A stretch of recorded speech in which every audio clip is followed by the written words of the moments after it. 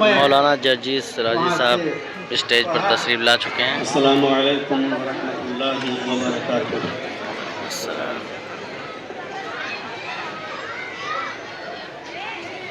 الحمد للہ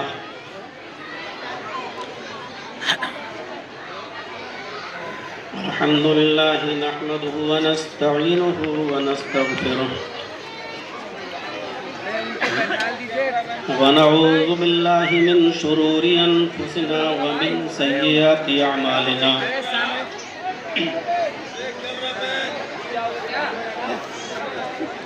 من يهده الله فلا مضل له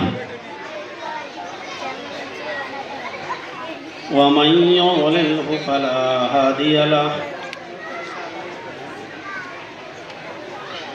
وأشهد أن لا إله إلا الله وحده لا شريك له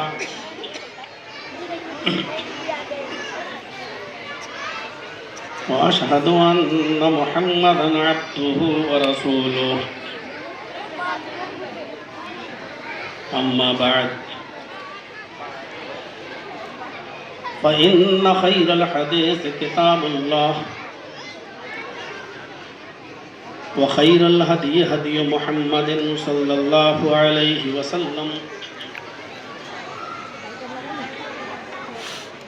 وشر الأمور محدثاتها وكل محدثة بدعة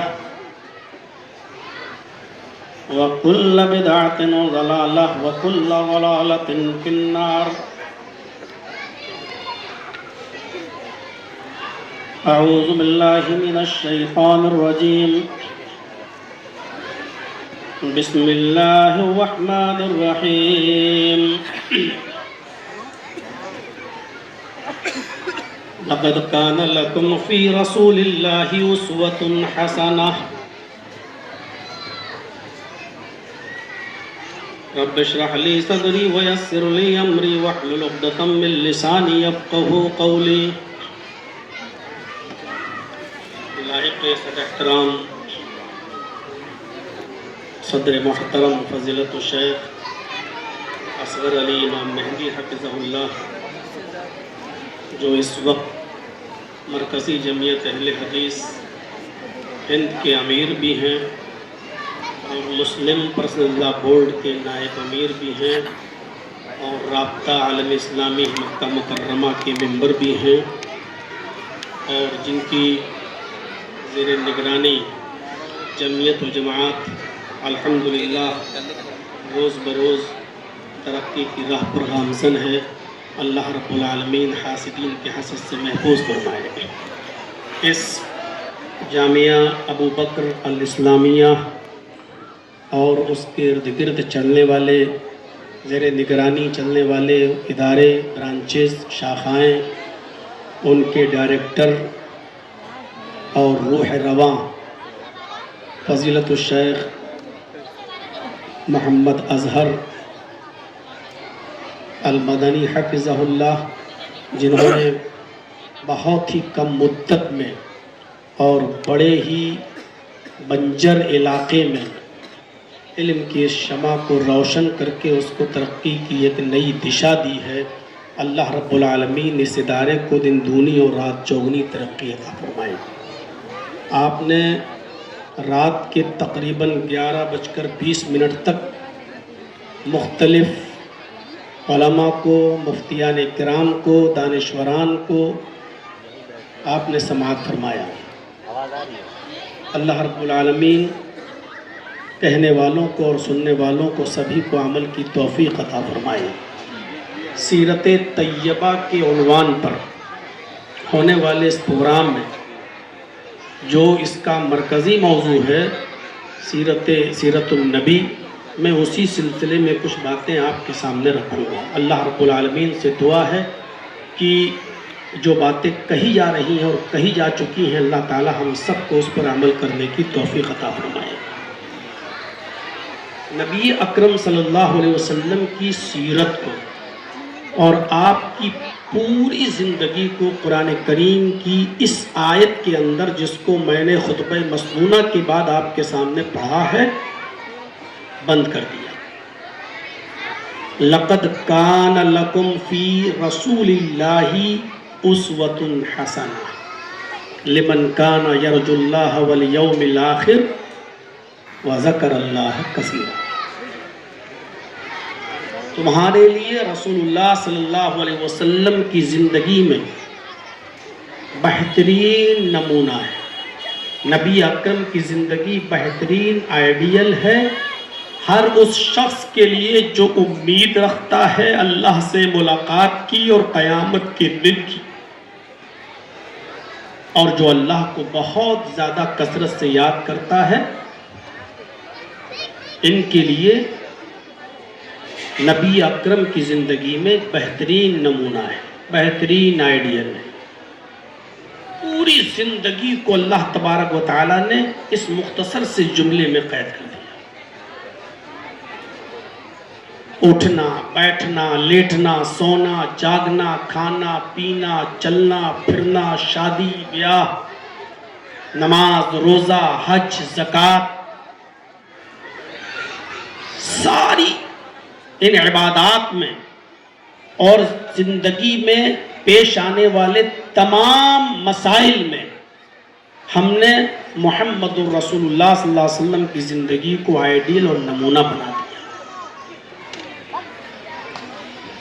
پوری زندگی کے حالات کو مختصر سے بیان میں، مختصر سی تقریر میں بیان نہیں کیا جا سکتا ہے۔ میرے بھائیوں، نبی اکرم صلی اللہ علیہ وسلم کی زندگی جو پوری کی پوری ہمارے اور آپ کے لیے آئیڈیل ہے، نمونہ ہے، اس کی ایک مثال میں دے چکا ہوں۔ ہر چیز میں، اٹھنے میں، بیٹھنے میں، لیٹنے میں، سونے میں، جاگنے میں، کھانے میں، پینے میں، نماز میں، روزے میں، حج میں، زکوٰۃ میں۔ میرے بھائیوں، آپ کی زندگی آئیڈیل اور نمونہ ہے پرسنل زندگی کے اندر بھی۔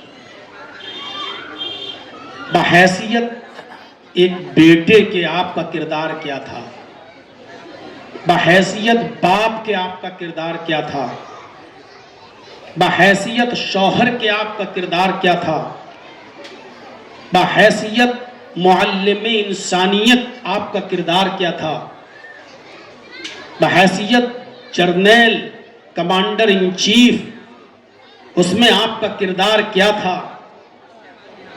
مختلف شعبوں پر پھیلی ہوئی ہے نبی اکرم کی زندگی۔ بچپنا اگر ذکر کیا جائے تو ہمیں سیرت کی کتابیں یہ بتاتی ہیں کہ جب آپ اپنی ماں آمینہ کے پیٹ سے باہر آئے، جس دن آپ پیدا ہوئے، قیصر و کسریٰ کے چراغ بجھ گئے۔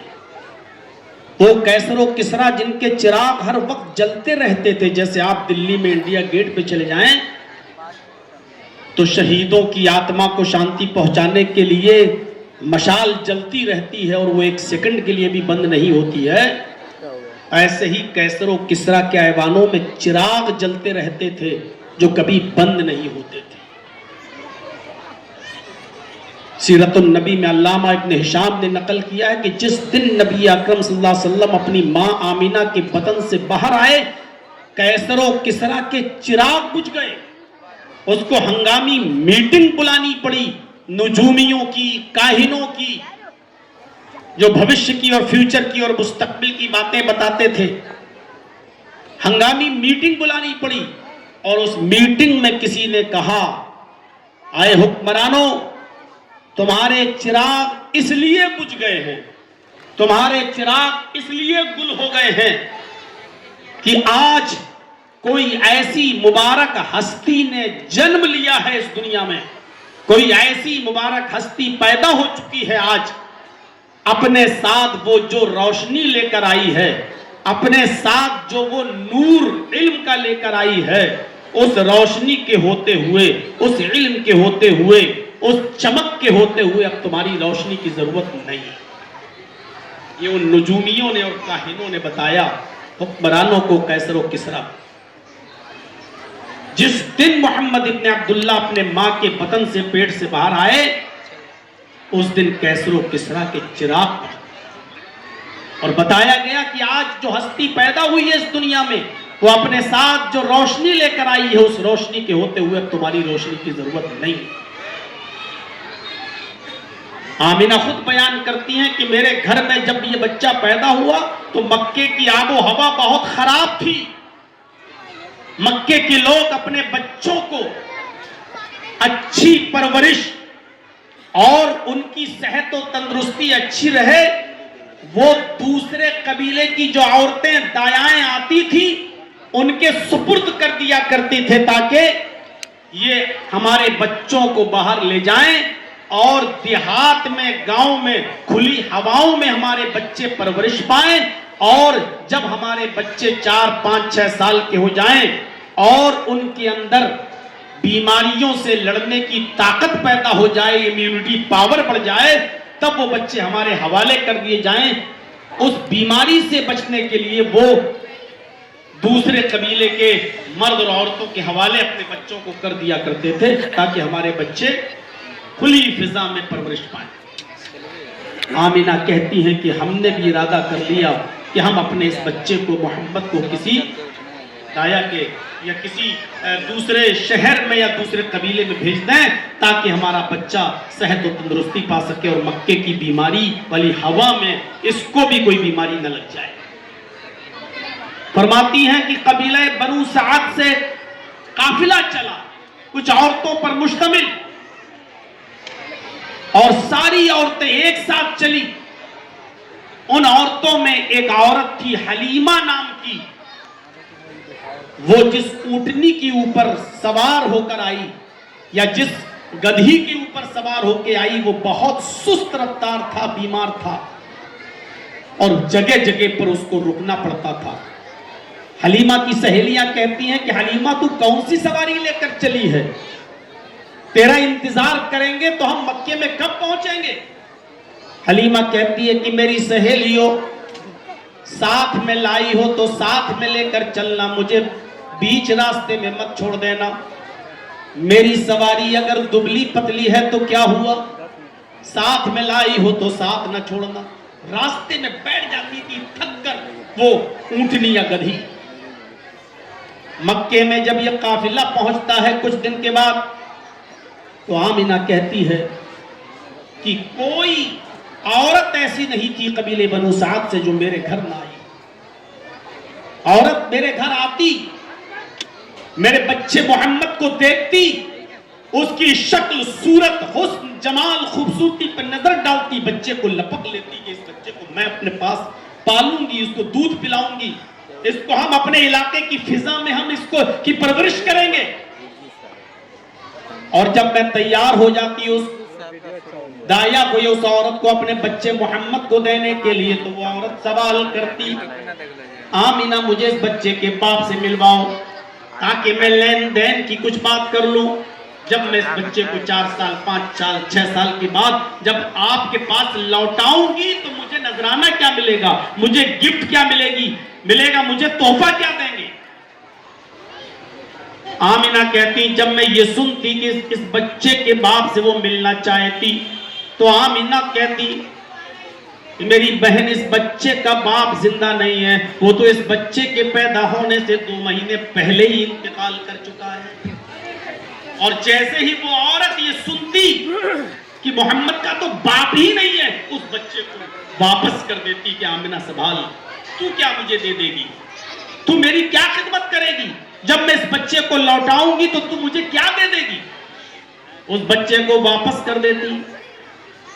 آمینہ کہتی ہیں کہ کوئی عورت ایسی نہیں تھی جو میرے پاس نہ آئی ہو، ہر عورت نے میرے بچے کو لپکا، لیکن جب سنا اس بچے کا باپ زندہ نہیں ہے تو بچے کو واپس کر دیا اور میری جھولی میں ڈال کے آگے بڑھ گئی.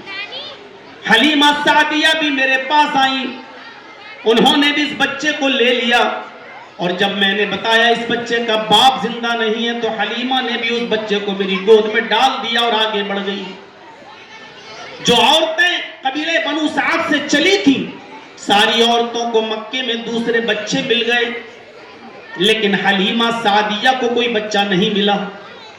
اور سے سنیے، ساری عورتیں جو بنو سعد سے چلی تھی سب کو بچے مل گئے مکے میں، لیکن حلیمہ سعدیہ کو کوئی بچہ نہیں ملا.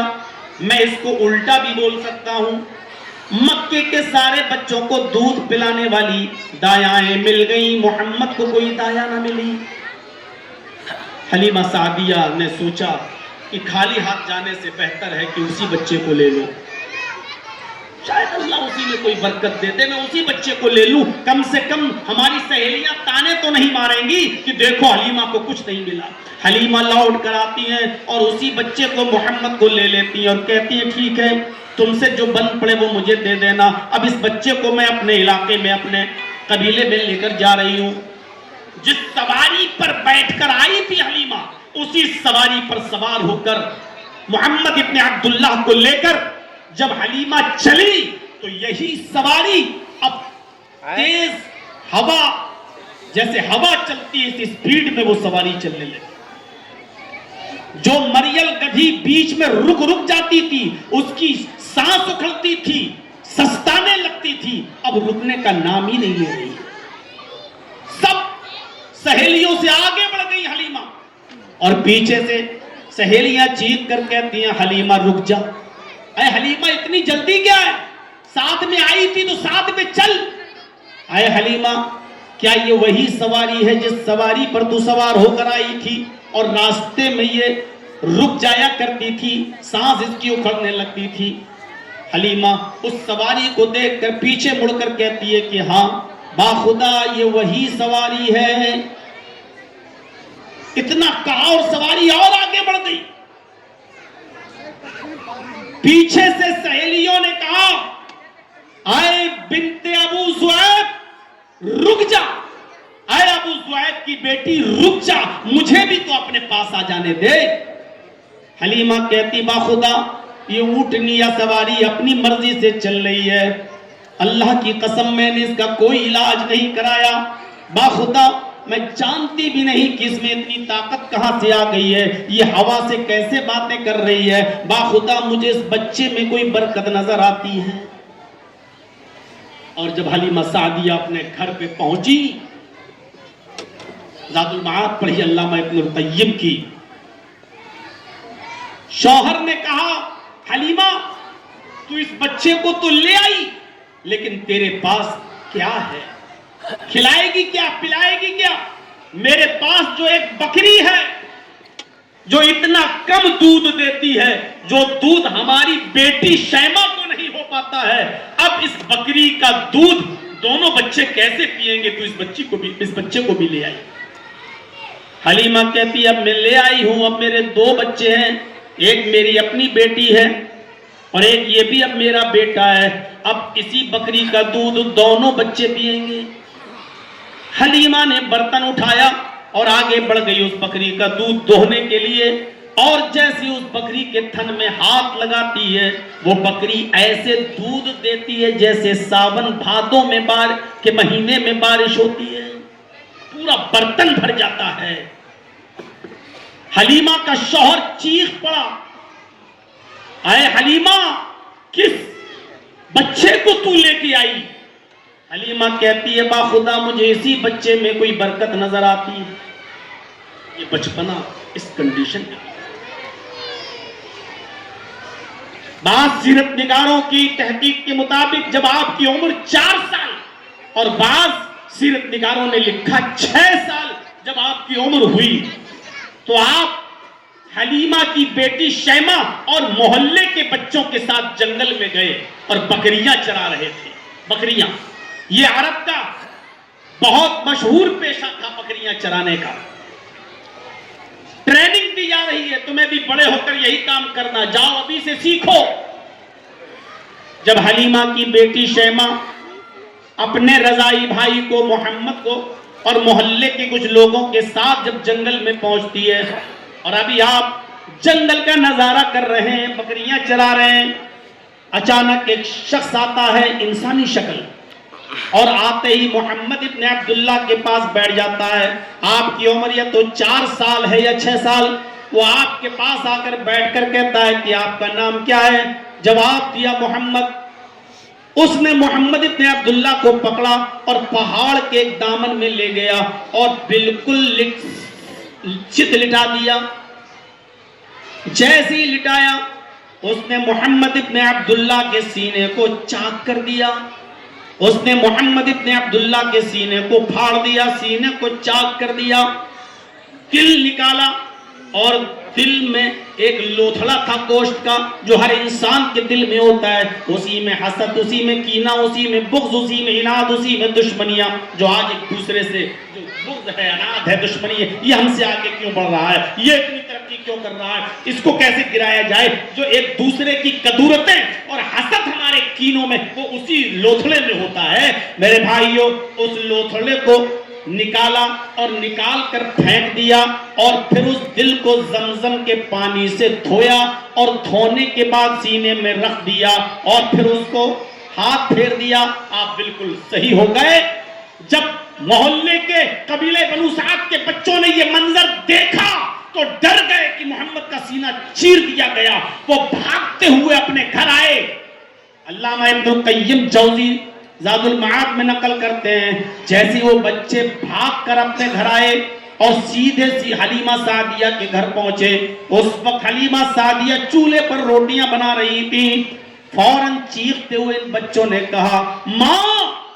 حلیمہ سعدیہ نے چولہے سے نظر ہٹا کر دروازے پہ ڈالی جہاں بچے ہیں جو اب بکریاں چرانے گئے تھے، ان بچوں پہ نظر ڈالی، کہا بیٹو کیا ہوا؟ بچوں کیا ہوا؟ گھبرائے ہوئے کیوں ہو؟ اور محمد کہاں ہے؟ تم سارے لوگ دکھائی دے رہے ہو، مجھے محمد نہیں دکھائی دے رہا، کہاں ہے؟ ان بچوں کی زبان سے جو جملہ نکلا وہ جملہ یہ، قتل محمد، ماں محمد قتل کر دیے گئے، محمد کو مار ڈالے گئے۔ حلیمہ کہتی ہے کہ میرے پیروں کے نیچے سے زمین سرک گئی، عبد المطلب کو میں کیا جواب دوں گی، آمینہ کو میں کیا جواب دوں گی؟ دوڑتی ہیں، اتنی تیز دوڑی کہ وعجلت عن درعہا، جلد بازی میں دوڑتے ہوئے وہ سر پہ اوڑھنی بھی نہیں اوڑھتی ہیں اور ایسے ہی بھاگتی ہیں اور جنگل میں جاتی ہیں۔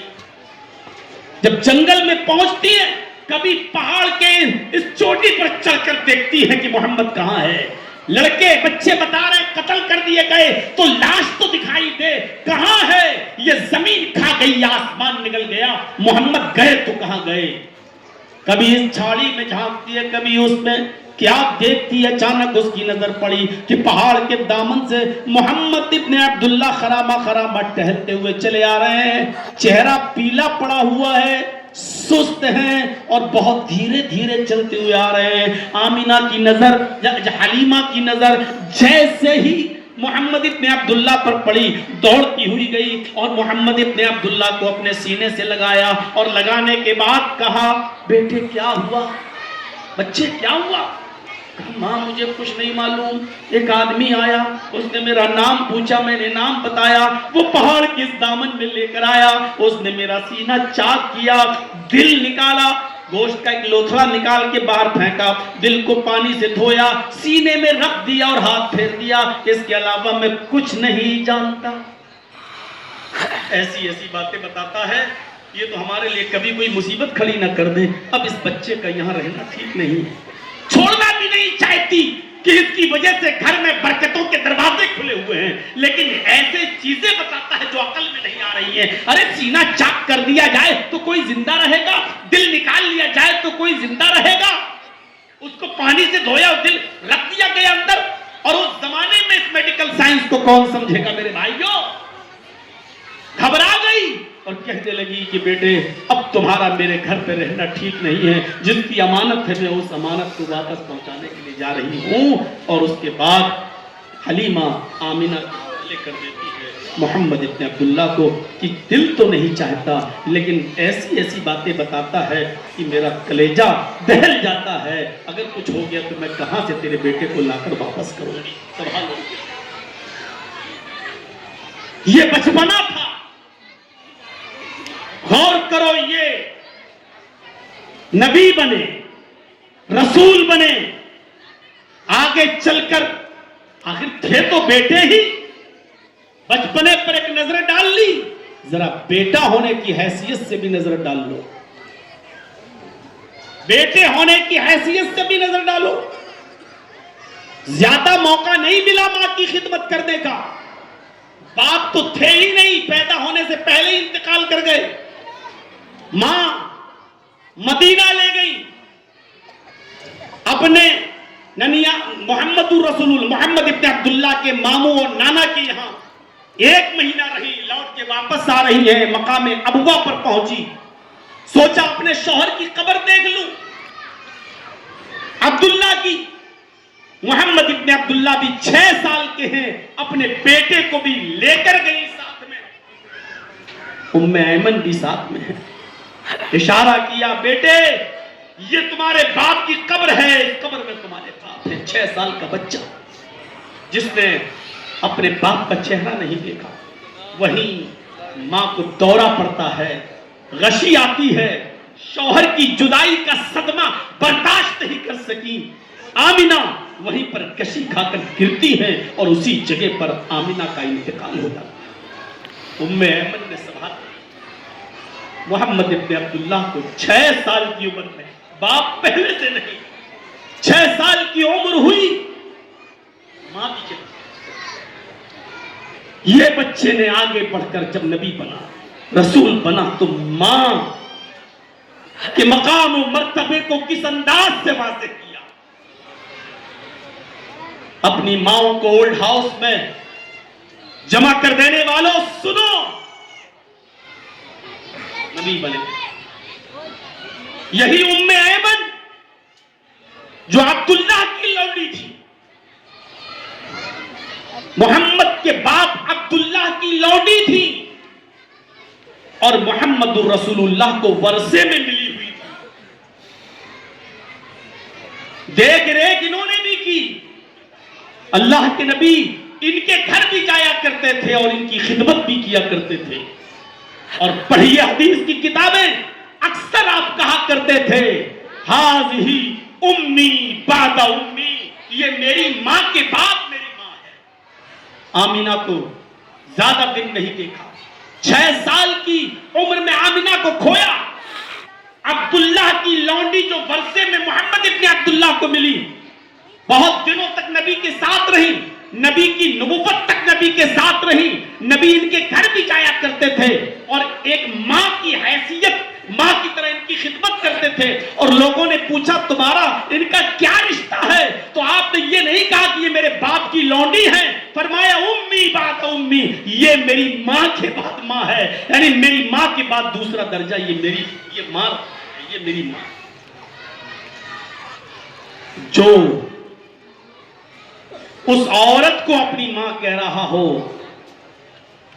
جو اس کی سگی ماں نہ ہو، تو تصور کرو کہ اگر سگی ماں زندہ رہتی تو یہ محمد ابن عبداللہ ان کے ساتھ کیا معاملہ ہو. نظر ڈالیے، آپ بیٹھے ہیں صحابہ کے درمیان، ابو داؤد پڑھیے، صحابہ کے ساتھ بیٹھے ہیں. ابو طفیل اس حدیث کے راوی ہیں، فرماتے ہیں کہ ایک بوڑھی عورت چلی آ رہی ہے، کوئی نہیں پہچان پا رہا ہے. اور جب وہ قریب آئی تو محمد رسول اللہ کی نظر اس عورت پر پڑی. آپ مجلس سے اٹھ گئے، جو چادر آپ کے پاس تھی آپ نے اس چادر کو بچھا دیا اور بھاگتے دوڑتے ہوئے گئے اور آپ نے اس بوڑھی عورت کو پکڑا اور اپنی اس چادر پہ بٹھا دیا. لوگوں نے پوچھا اللہ کے نبی، اس عورت کے ساتھ، بوڑھی عورت کے ساتھ آپ کا یہ معاملہ، آپ کا یہ برتاؤ، کون ہے یہ؟ تو آپ نے فرمایا میرے ساتھیوں، یہ میری رضائی ماں حلیمہ ہے، اس نے مجھے بچپن میں دودھ پلایا. یہ رضائی ماں کے ساتھ آپ کا حسن سلوک ایک بیٹا ہونے کی حیثیت سے کردار.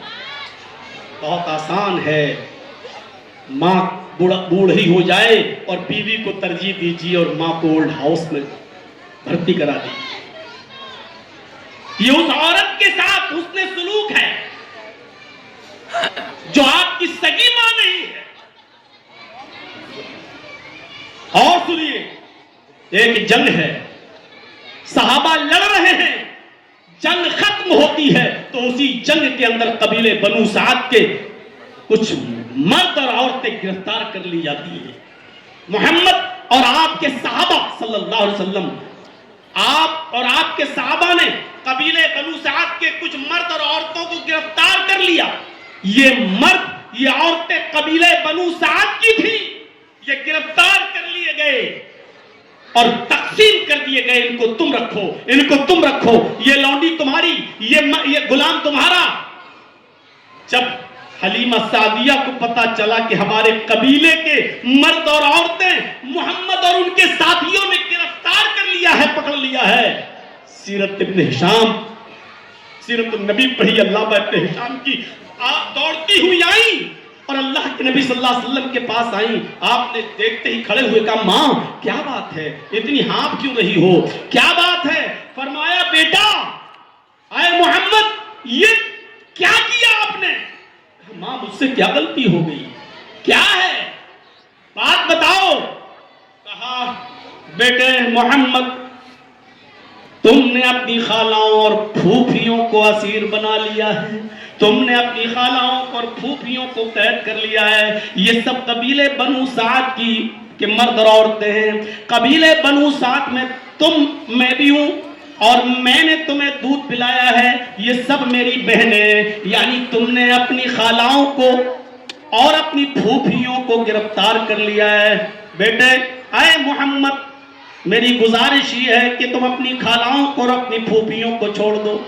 میں گزارش ہی کر سکتی ہوں.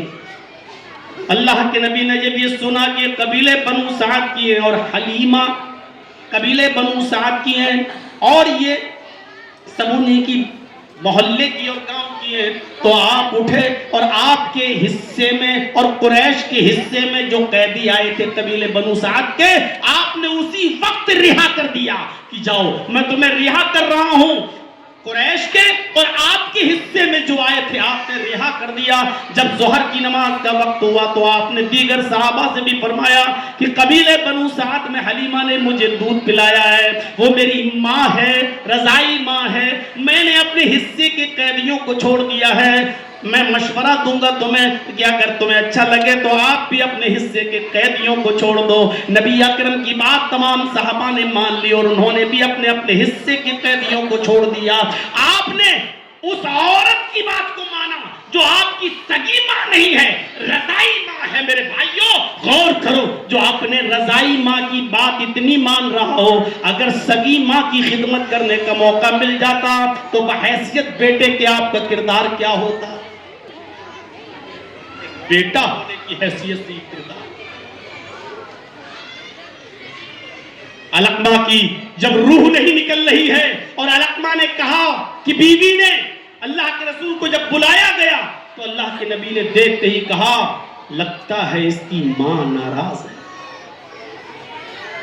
علقمہ کی بیوی نے اقرار کیا, ہاں بلوایا گیا, پہلے آ نہیں رہی تھی بعد میں آئی. کہا کہ کیا تم علقمہ سے ناراض ہو؟ معاف کر دو. کہتی ہے اس نے میرا دل دیا. آپ نے کہا آگ جلاؤ, صحابہ سے کہا لکڑیاں اکٹھی کر کے لاؤ, اور جب علقمہ کی روح نکل جائے تو اس کے گھر کے باہر لکڑیاں جو اکٹھی کرو اسی کو آگ لگا دینا اور علقمہ کو اسی آگ میں ڈال دینا. ماں کا نافرمان محمد کے قبرستان میں دفن نہیں ہوگا. جب ماں نے یہ سنا تو کہا, اللہ کے رسول میں دل کی گہرائی سے اپنے بیٹے کو معاف کر دوں. آپ نے کہا ٹھیک ہے تم معاف کر رہی ہو, لیکن یہ بتاؤ کہ علقمہ نے دل کیا دکھایا؟ میری ماں بہنوں ناراض مت ہوئیے گا, غصہ مت ہونا. علقمہ کی بیوی نے, علقمہ کی ماں نے کہا کوئی بہت بڑی گستاخی نہیں کی اس نے میرے ساتھ. کان کثیر الصلاۃ و کثیر الصیام. علقمہ بہت بڑا نمازی ہے, بہت بڑا روزہ دار ہے. اس کی نمازوں میں کمی نہیں ہے, اس کے روزے میں کمی نہیں ہے. اللہ کا حق ادا کرتا ہے, میں اس کے نماز اور روزے میں دخل نہیں دے رہی ہوں. کان کثیر الصلاۃ و کثیر الصوم. بہت بڑا نمازی ہے, بہت بڑا روزے دار ہے, صدقہ و خیرات بھی بہت کرتا ہے.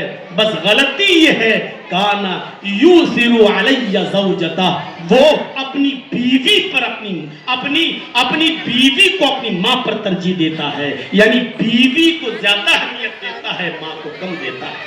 ترجیح کا مطلب سمجھتے ہیں؟ 2 کپڑے لاتا ہے, لاتا میرے لیے بھی ہے اور اپنی بیوی کے لیے بھی، لیکن پہلے اپنی بیوی کو دیتا ہے، بعد میں مجھے دیتا ہے۔ کھانے کی چیز لاتا ہے، کھلاتا مجھے بھی ہے، لیکن پہلے اپنی بیوی کو دیتا ہے، بعد میں مجھے دیتا ہے۔ بھوکا نہیں رکھ رہا تھا، ڈپلیکیٹ چیز نہیں دے رہا تھا، کوئی غلط چیز بھی نہیں دے رہا تھا، کوئی خراب چیز بھی اپنی ماں کو نہیں لاتا، برابر سے تھا۔ بس فرق اتنا تھا کہ پہلے بیوی کو دیتا تھا اور بعد میں ماں کو یہی چیز بری لگی اور بد دعا دے کے چلی گئی، ناراض ہو کے چلی گئی۔ کلمہ ادا نہیں ہو رہا، ماں کا مقام بتایا جا رہا ہے۔ میرے بھائیوں، محمد رسول اللہ جن کو اپنی ماں کی خدمت کرنے کا زیادہ موقع نہیں ملا، یہ ماں کا مقام اور ماں کا مرتبہ وہ ہستی بتا رہی ہے۔ اور مسلم پڑھیے کتاب الجنائز، اللہ کے نبی صلی اللہ علیہ وسلم فرماتے ہیں کہ میں نے اپنی ماں کی قبر کی زیارت کی، زار النبی صلی اللہ علیہ وسلم قبرہم، اپنی ماں کی قبر کی زیارت کرنے کے لیے اللہ کے نبی گئے۔ اپنے ماں کی قبر پر جب آپ کھڑے تھے فَبَكَى وَأَبْكَى مَنْ حَوْلَهُ، مسلم کے الفاظ، ماں کی قبر کو دیکھ کر اتنا روئے کہ ہچکیاں بن گئیں، اور آپ کے رونے کو دیکھ کر، آپ کی ہچکیاں دیکھ کر، آپ کے آنکھوں کے بہتے ہوئے آنسوؤں کو دیکھ کر جو صحابہ آپ کے ارد گرد تھے وہ سب رونے لگے، اب کا من حولہ، سب رونے لگے۔ اللہ کے نبی جناب محمد رسول اللہ صلی اللہ علیہ وسلم اسی جگہ پر اپنے ماں کی مغفرت کی اجازت مانگ رہے اللہ سے۔ اللہ کے نبی خود فرماتے استأذنت ربی ان استغفر لها فی ان استغفر لها، اللہ کے نبی صلی اللہ علیہ وسلم اللہ سے اجازت مانگ رہے ہیں کہ اے اللہ مجھے میری ماں کی مغفرت کی دعا مانگنے کی اجازت دے، استغفار کی اجازت دے، میں اپنے ماں کی مغفرت کے لیے دعا کروں کہ اللہ میری ماں کو بخش دے، اللہ میری ماں کو جنت میں داخل کر دے، مجھے اس بات کی اجازت دے۔ اللہ کے نبی کہتے ہیں جب میں نے اپنے رب سے اپنے ماں کی مغفرت کی اجازت مانگی فَلَمْ يُؤْذَنْ لِي، مجھے کوئی اجازت نہیں دی گئی۔ کوئی ضروری نہیں میرے بھائیوں، پیغمبروں کی بھی ہر بات اللہ مان لے، رسول کی بھی ہر بات مان لے۔ میں نے اجازت طلب کی فَلَمْ يُؤْذَنْ لِي، مجھے اجازت نہیں دی گئی۔ استأذنت ربی ان ازور قبرہا، پھر میں نے اللہ سے اجازت مانگی، اللہ ٹھیک ہے مجھے میرے ماں کی مغفرت کی دعا کرنے کی اجازت تو نے نہیں دی، مجھے میرے ماں کی قبر کی زیارت کی اجازت دے دے۔ تو اللہ تعالیٰ نے اجازت دے دی کہ ہاں ٹھیک ہے ماں کی قبر کی زیارت کر سکتے ہو، ماں کی قبر کی زیارت کر سکتے ہو۔ جب آپ کو اجازت مل گئی پھر اللہ کے نبی نے حکم دیا فَزُورُ الْقُبُورَ فَإِنَّهَا تُذَكِّرُكُمُ الْمَوْتَ، لوگو تم قبروں کی زیارت کیا کرو کیونکہ وہاں جا کر تمہیں تمہاری موت یاد آئے گی، قبروں کی زیارت تمہیں موت یاد دلائے گی۔ میرے بھائیوں، ماں جس کو 6 سال کی عمر میں کھویا، نبی بننے کے بعد آپ اپنی ماں کی قبر پہ جا رہے ہیں، قبر کو دیکھ کر رو رہے ہیں، اپنی ماں کی مغفرت کی دعا کی اجازت اللہ سے مانگ رہے ہیں، لیکن اللہ کی طرف سے کوئی اجازت نہیں مل رہی ہے، تو اس بات کی اجازت مانگ رہے ہیں کہ مجھے میرے ماں کی قبر کی زیارت کی اجازت دے دے۔ اجازت مل رہی، یہ ماں کے ساتھ حسن سلوک۔ کتنا جاتے ہو اپنے والدین کی قبر پر، کتنا ان کے لیے دعا کرتے ہو؟ ذرا تصور کیجئے رات کی تاریکی میں قبرستان پر جہاں ہمارے آپ کے سب کے ماں باپ اس وقت مدفون ہے، کفن ہے، ذرا تصور کرو میرے بھائیوں، تم گلچھرے اڑا رہے ہو اور وہ اپنی اولاد کی دعا کے منتظر ہے کہ میرا بیٹا کب میرے لیے دعا کرے، اللہم اغفر لابی، اللہم اغفر لہو ورحمہ وعفو عنہ۔ میرے بھائیوں ذرا تصور کرو کہ کتنے لوگ ہیں جو اپنے والدین کے لیے ہم دعا کر رہے ہیں، بحیثیت ایک بیٹے کے یہ کردار تھا اس ماں کے ساتھ جس نے پیدا کیا، اور ان کے ساتھ جو سگی ماں تو نہیں، رضائی ہے، غیر ہے، لیکن ان کے ساتھ بھی۔ اور پھر چشم نبوت سے یہ شمع پھوٹتی ہے کہ پوچھنے والے نے پوچھا اللہ کے رسول ماں بھی زندہ ہے باپ بھی زندہ ہے، حسن سلوک کی سب سے زیادہ مستحق کون سی ذات ہے؟ فرمایا تیری ماں۔ کہا اس کے بعد کون؟ کہا تیری ماں۔ کہا اس کے بعد کون؟ کہا تیری ماں۔ کہا اس کے بعد کون؟ کہا تیرا باپ۔ یہ ماں اور باپ کے مقام کو وہ ہستی بتا رہی ہے جس نے اپنے باپ کو پیدا ہونے سے پہلے ہی نہیں دیکھا اور جس نے 6 سال کی عمر میں اپنے ماں کو بھی دیکھا۔ یہ بحیثیت بیٹے کی، تھوڑا سا باپ کی طرف آ جاؤ، بحیثیت باپ، ایسی ہستی ہی آئیڈیل اور نمونہ بن سکتی ہے جو بیٹا بھی ہو، جو باپ بھی ہو، جو شوہر بھی ہو۔ سنیاس لے لینے والے اور جوگی بن کر کٹھیاں میں رہنے والے کبھی آئیڈیل اور ماڈل نہیں بن سکتے، سماج کے لیے کبھی رہنما نہیں بن سکتے۔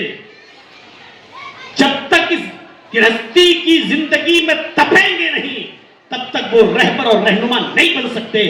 آج عیسائی تڑپ رہے ہیں شادیاں کس طرح کی جائیں، آئیڈیل کیا ہو، لیکن ان کو نہیں معلوم۔ کیوں؟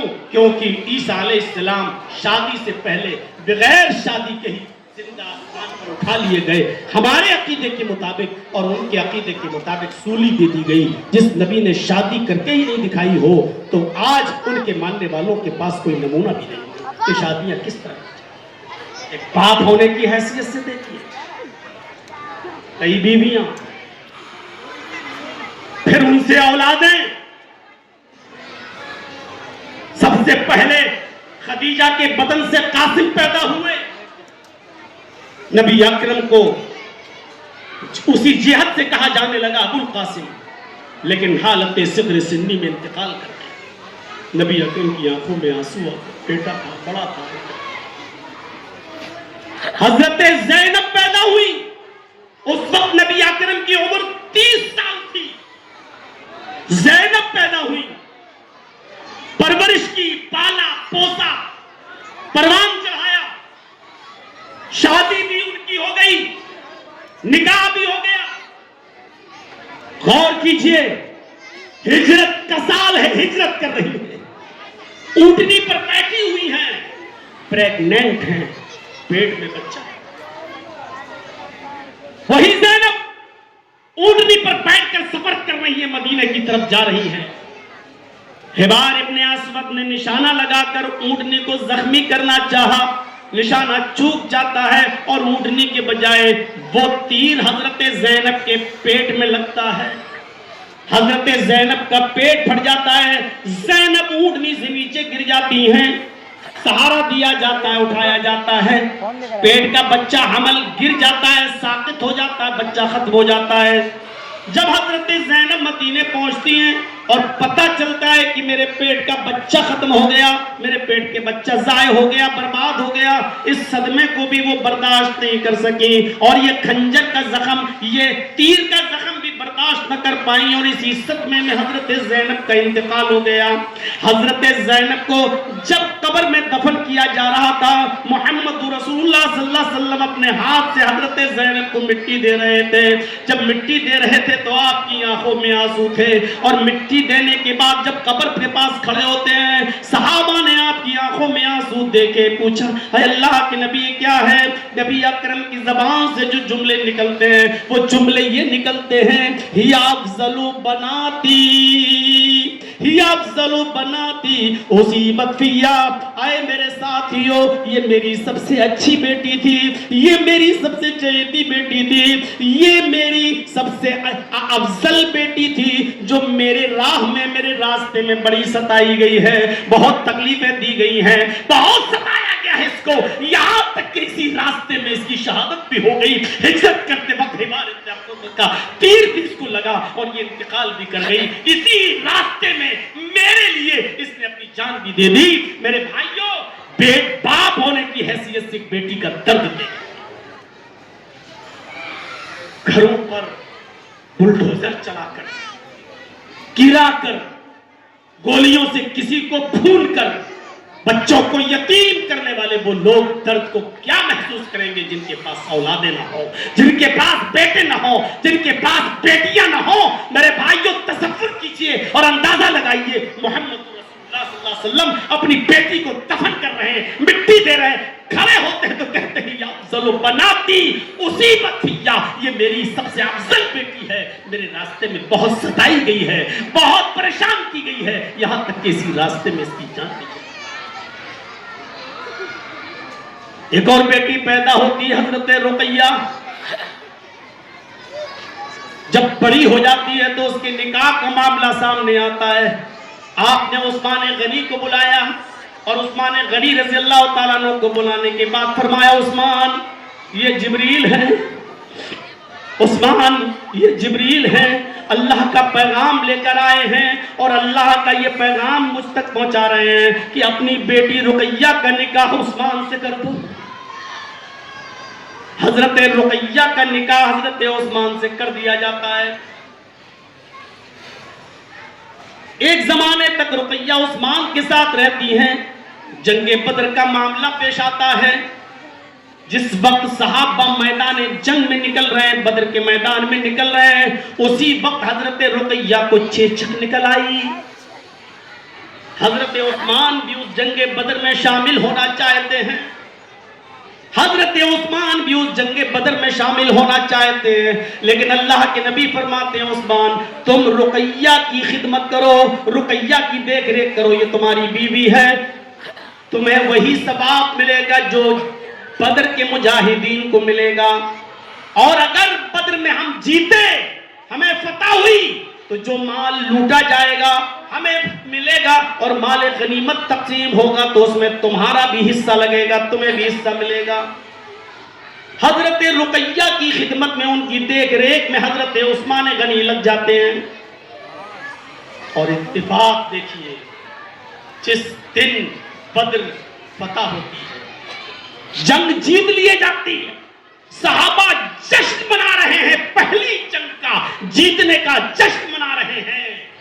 اسی وقت کانوں میں آواز آتی ہے اے محمد صلی اللہ علیہ وسلم آپ کی بیٹی رقیہ کا انتقال ہو گیا ہے. یہاں صحابہ جنگ بدر کی فتح کی جشن کی تیاری میں ہیں اور ادھر رقیہ کا انتقال. آپ اپنی بیٹی کے پاس جاتے ہیں. خود تعلیم دی تھی کہ میت کو زیادہ دیر تک نہ رکھو، جلدی سے اس کو قبر کے حوالے کر دو. نیک ہے تو جلدی اپنے انجام تک پہنچے، برا ہے تو جلدی سے اس اشر کو اپنے کندھوں سے ہٹاؤ. آپ جب رقیہ رضی اللہ تعالیٰ عنہ کے انتقال کی خبر سن کر جب دوڑے تو اس وقت رقیہ قبر کے اندر لٹائی جا چکی تھی اور دفن کی جا رہی تھی. میرے بھائیوں، رقیہ رضی اللہ تعالیٰ عنہ کی قبر پر پہنچ کر اللہ کے نبی صلی اللہ علیہ وسلم نے اپنی بیٹی کی قبر کو دیکھا تو آپ کی آنکھوں میں آنسو آ گئے، آپ کی آنکھوں میں آنسو آ گئے. آپ کا درد چھلک پڑا. ایک باپ ہونے کی حیثیت سے بیٹی کا یہ درد محمد رسول اللہ اپنے دل میں محسوس کر رہے ہیں. اپنی بیٹیوں کو ان کی پیدائش پر منحوس سمجھنے والوں، اپنی بیویوں کو تانے مارنے والوں کہ پھر بیٹی پیدا کر دی، پھر بیٹی پیدا ہو گئی. اگر یہ کسی مرد کے اختیار میں ہوتا کہ بیٹا اور بیٹی پیدا ہو تو محمد رسول اللہ صلی اللہ علیہ وسلم کے گھر میں 4 بیٹیاں نہ ہوتی. تصور کرو حضرت رقیہ. یہی حال ام کلثوم کا تھا. ام کلثوم کی قبر پر اللہ کے نبی جاتے تو آپ کی آنکھوں میں آنسو آ جاتا. اور جب آپ کی بیٹی فاطمہ ہوئی تو پوچھو مت کیسا پیار اور کیسی محبت فاطمہ سے کہ اللہ کے نبی صلی اللہ علیہ وسلم کو دیکھنے کے لیے مرض الموت میں جب فاطمہ آئی تو آپ اٹھنا چاہتے ہیں لیکن بستر پر لیٹے ہوئے اٹھ نہیں پاتے. روزانہ حضرت فاطمہ کو سینے سے لگاتے اور ان کی پیشانی کو چومتے، لیکن آج بستر پر لیٹے ہیں، اٹھنے کی طاقت نہیں ہے. حضرت فاطمہ خود بستر پر آ جاتی ہیں اور دیکھ کر کہتی ہیں واہ کربا بتا، ہائے میرے ابو کی تکلیف. اپنی بیٹی کی آنکھوں میں آنسو دیکھے تو آپ نے فرمایا فاطمہ رونے کی ضرورت نہیں ہے، آج کی بات تیرے باپ کو کبھی اتنی تکلیف نہیں ہوگی. سمجھ گئی کہ میرے باپ کے انتقال کا وقت ہے، آخری وقت ہے. اور زیادہ رونے لگی. پکڑا ان کو اپنے قریب کیا اور ان کے کان میں فرمایا فاطمہ رونے کی ضرورت نہیں ہے، کیوں روتی ہو؟ ابھی ابھی جبریل نے مجھے بتایا کہ فاطمہ کو خوشخبری سنا دو. فاطمہ تو سیدۃ نساء اہل الجنہ، اللہ تعالیٰ نے فاطمہ کو جنت کی تمام عورتوں کا سردار بنا دیا. فاطمہ کو تھوڑی خوشی ہوئی.